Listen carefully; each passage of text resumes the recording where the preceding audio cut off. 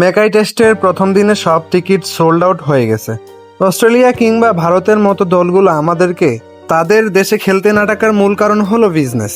বড় বড় স্পন্সররা তেমন আগ্রহ দেখায় না, আবার গ্যালারিতে দর্শক হবে নাকি সেটা নিয়েও তাদের মধ্যে সংশয় থাকে।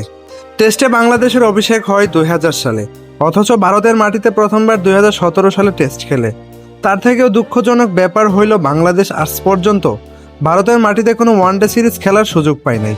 এখন টেস্ট চ্যাম্পিয়নশিপ চালু হবার কারণে বাংলাদেশ ভারত সফরে সুযোগ পাচ্ছে, কিন্তু ভারত সবসময় বাংলাদেশে এসে সিরিজগুলো খেলে, কারণ বাংলাদেশে এসে সিরিজগুলো খেললে অর্থনৈতিকভাবে ক্ষতিগ্রস্ত হবার বিন্দুমাত্র চান্স থাকে না। উল্টো বাংলাদেশে প্রচুর হাইপ থাকে ভারত সিরিজকে কেন্দ্র করে।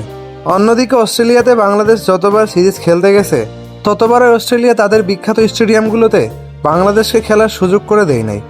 প্রথমবারের মতো এবারে সেম কাজটাই করেছে, ডারউইনের মতো স্টেডিয়ামে খেলার আয়োজন করেছে। সেই স্টেডিয়ামে ওরা নিজেরাই প্রায় 23 বছর ধরে খেলে না।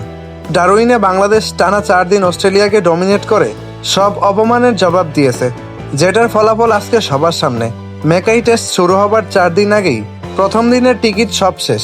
ভারত অস্ট্রেলিয়াকে আসলে দোষ দিয়েও লাভ নেই, আমরা নিজেরাই আগে ভালো খেলতে পারতাম না।